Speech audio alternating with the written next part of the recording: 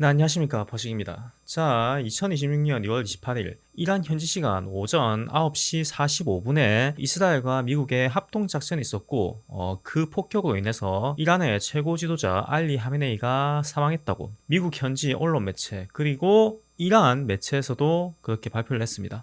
실제로 하메네이가 첫 번째 공습으로 인해서 사망했어요. 공습 직후에는 이란 정부에서 하메네이는 현재 테헤란에 있지 않다, 다른 곳에 있다고 이렇게 이야기했지만 차후에 사망을 발표하고 그리고 그 뒤를 이을 후계자도 발표했습니다. 결론적으로 2026년 겨우 두 달이 지났는데 1월 달에 베네수엘라의 마두로가 체포되었고 2월 달에는 이란의 최고 지도자가 사망한 거예요. 지금 미국이 한 달에 한 번씩 친중 독재 성향의 국가를 타격하고 있는데 이런 경우는 과거 역사를 봤을 때 유례가 없었던 어마어마한 속도전입니다. 자, 그런데 문제는 이번에 이란을 타격할 때 그 날짜가 우리나라 기준으로는 토요일이었어요. 만약에 주 5일 근무를 하시는 분들이라면 집에 계시는 게 맞지만 이란 같은 경우에는 목요일과 금요일이 주말입니다. 그러니까 토요일은 우리나라의 월요일과 똑같아요. 모두가 출근하고 학교에서 공부를 하고 있던 그런 시간에 이스라엘과 미국의 타격이 있었기 때문에 인간인 사상자가 발생했습니다. 이번 공습 과정에서 이란의 초등학교가 타격을 입었는데 그 당시에 학교에서 공부를 하고 있던 100명이 넘는 여학생이 모두 사망했다는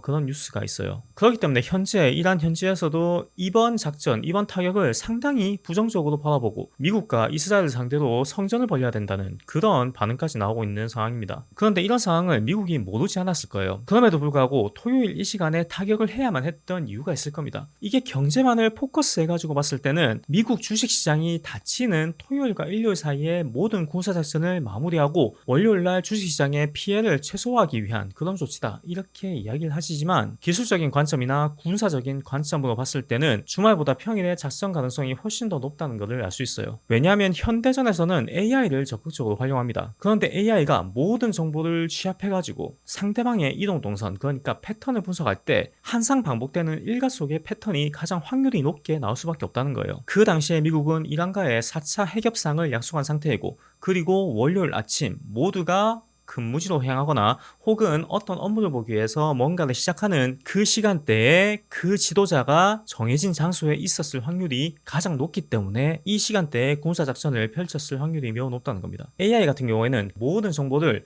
하나의 지도에 전부 다 배치를 합니다. 차가 이동하는 방향 혹은 휴대폰 신호, 위성 이미지, 경호 인력이 어떻게 이동하고 그 경호 인력의 차가 뭔지, 그리고 그 사람들이 모여있을 때 열 신호의 규모가 어느 정도인지 이런 것을 전부 다 파악해서 월요일부터 일요일까지의 패턴을 분석해요. 그러니까 이 사람이 월요일 이 시간대는 어디에 있고 금요일 이 시간대는 어디에 있고 이런 식으로 몇 시에 이곳에 있을 확률 ABC로 70%, 10%, 20% 이런 식으로 숫자적으로 산술적으로 분석을 해준다는 거죠. 그렇기 때문에 이번 군사작전에서 한 곳을 겨냥하지 않고 여러 곳을 산발적으로 폭격한 이유는 하메네이가 그 시간대에 그곳에 있을 확률적인 모든 변수를 계산해서 A부터 G까지 모든 곳을 동시에 타격을 했고 그리고 결론적으로 그 작전이 먹혀 들어간 겁니다. 그러니까 우리가 챗봇으로 활용되고 있는 이 AI가 군사적으로 무기화되었을 때 얼마나 막강한 파괴력을 가지고 있는지 그런 것을 간접적으로 체험할 수 있는 그런 상황이라고 보시면 돼요. 과거에 마이너리티 리포트라는 영화를 보시면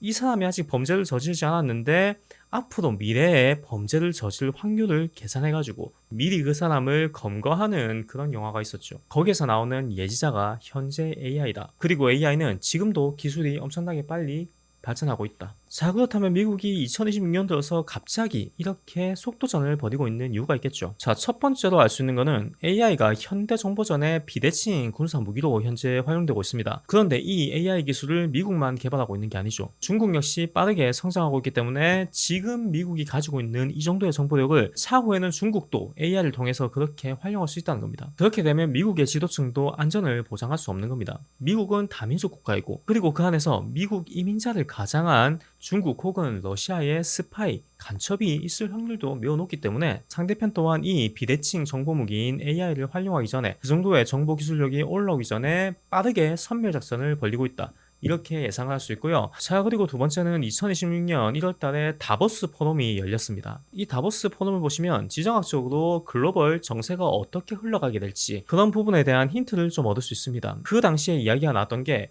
이제 베네수엘라의 석유를 확보하면서 갤런당 2달러의 가솔린 가격을 실현하겠다. 그러니까 인플레이션을 완벽하게 억제하겠다. 이런 발표를 했는데 그만큼 현재 미국이 에너지 패권 그리고 인플레이션의 진심이다. 인플레이션 관리에 만반의 노력을 쏟고 있다. 이런 걸 알 수 있습니다. 그런데 문제는 이란의 영토에 호르무즈 해협이 있죠. 전 세계 석유와 천연가스가 20%가 이 해협을 통과해야 되는 글로벌 지정학적으로 정말 중요한 전략적 요충지가 이란 영해와 맞닿아 있고 이란 역시 미국이 가장 신경 쓰고 있는 포인트가 바로 이 지역이다. 이 호르무즈 해협이라는 것을 알고 있기 때문에 이란의 혁명 수비대가 이 호르무즈 해협을 봉쇄하겠다, 통제하겠다 이런 발표를 했습니다. 그렇게 된다면 원유 가격도 폭등할 거고 그리고 인플레이션도 이제 촉발될 위험이 있습니다. 미국이 군사 작전에 성공을 했지만 아직까지 그 세력들 잔당은 남아있기 때문에 여전히 현재 상황은 끝나지 않았다. 그리고 이란과 베네수엘라의 공통점이 있는데 그건 바로 세계 최대 석유 매장량을 가지고 있는 국가, 두 번째로 중국의 핵심 에너지 공급 국가였습니다.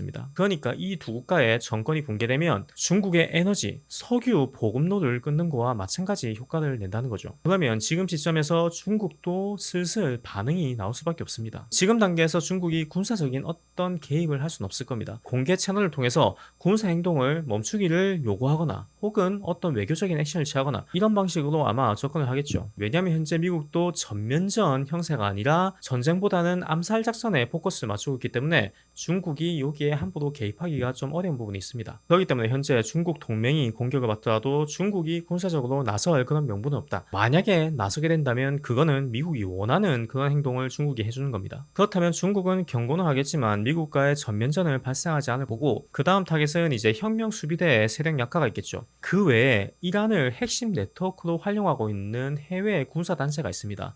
뭐 헤즈볼라, 후티, 하마스 같은 그런 중동의 무장 세력이 있는데 그 세력들을 타격하고 이란이 그 세력들에게 지원하지 못하게 네트워크를 단절시키는 그런 작전을 당분간은 펼치게 될 겁니다. 이 다음 타깃은 쿠바가 되지 않을까 뭐 그런 생각도 제가 해봤는데 지금 시점에서 쿠바는 미국이 직접적으로 타격을 할 만한 그런 명분이 많이 없습니다. 지금 현재 미국이 포커스를 하고 있는 중국의 에너지 공급 국가 중에 쿠바는 리스트에 포함되지 않기 때문에 차후에 어떤 견제가 들어갈 수 있겠지만 지금 시점에서는 아마 중동에 남아있는 잔당들을 이제 통제하고 격파하는데 시간을 좀 보낼 것이다. 그런데 그 과정에서 호르무즈 해협이 계속 말썽이 발생할 거기 때문에 당분간은 국제 유가가 올라갈 수밖에 없고 그리고 유가 상승에 가장 직격탄을 받는 거는 이제 우리 한국도 포함이 됩니다. 호르무즈 해협에 어떤 문제가 생겼을 때 가장 취약한 국가 중에 하나가 우리 대한민국입니다. 한국이 수입하고 있는 원유의 61.9%가 중동에서 수입됩니다. 그 중에서 95%가 호르무즈 해협을 통과한다고 해요. 자, 과거에도 이런 사례가 있었습니다. 1973년 1차 오일 쇼크 때 그 당시 금수 조치로 인해서 유가가 4배가 폭등했어요. 그리고 당연히 한국 경제는 심각한 마이너스 상장 그리고 물가 상승을 경험했었죠. 1979년 2차 오일 쇼크 때도 마찬가지입니다. 이란 혁명이 있었던 때였는데 그때도 마찬가지로 한국의 정유 사업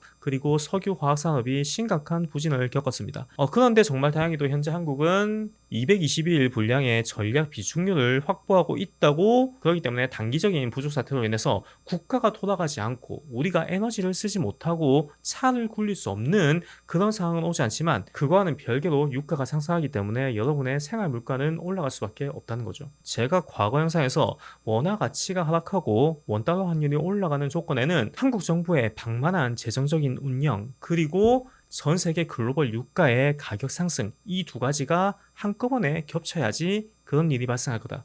이런 이야기를 했는데 지금 그런 징조가 2026년 1분기가 되니까 천천히 나오기 시작하고 있습니다. 그리고 여러분도 아시다시피 2월부터 외국인들이 우리 한국의 코스피 지수를 순매도하면서 천천히 자금을 회수하고 있는 과정에 있죠. 물론 투자 조언은 아닙니다. 하지만 조심해서 나쁠 게 전혀 없다. 지금 미국의 행보를 보시면 아시겠지만 단순히 말만 하고 있는 게 아니라 실제로 군사작전을 이용해서 친중 독재 국가의 우두머리 지휘부를 직접적으로 강타하는 그런 작전을 펼치고 있어요. 1월달에 베네수엘라, 2월달에 이란, 그리고 3월달, 4월달에는 쿠바가 될 수도 있고 과거에 미국의 좀 아픈 손가락이었던 아프가니스탄이 될 수도 있습니다. 그런데 여러분 꼭 기억해야 될 게 우리 한국 바로 위에도 독재 국가가 있습니다.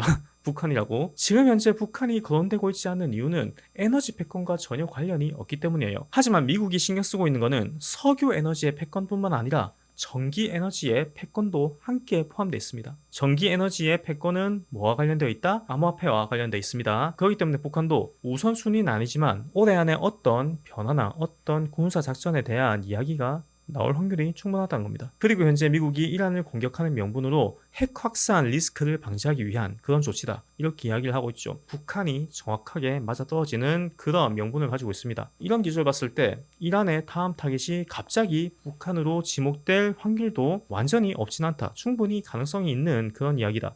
그렇게 우리가 예상을 해볼 수 있는 거죠. 자, 지금까지 흐름을 보시면 아시겠지만 2026년은 본격적인 전쟁의 시대에 우리가 접어들었다고 그렇게 판단을 해야 됩니다. 약 100년간의 평화의 시대는 이제 끝났고 우리 한국도 냉전 국가이기 때문에 여기에 대해서 대비를 해야 된다. 지금 미국이 이란을 공격할 때 이스라엘을 통해서 공격을 하는 것처럼 만약에 북한이나 중국을 견제할 때는 이스라엘 역할을 맡을 나라가 어딘지 한번 곰곰이 생각을 해봐야 될 때입니다. 자, 그러면 이쯤에서 여러분은 저한테 질문하실 겁니다.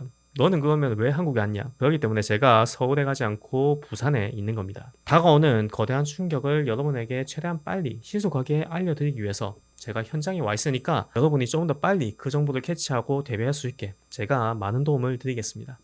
자, 그러면 다음 영상에서 또 뵙겠습니다. 감사합니다.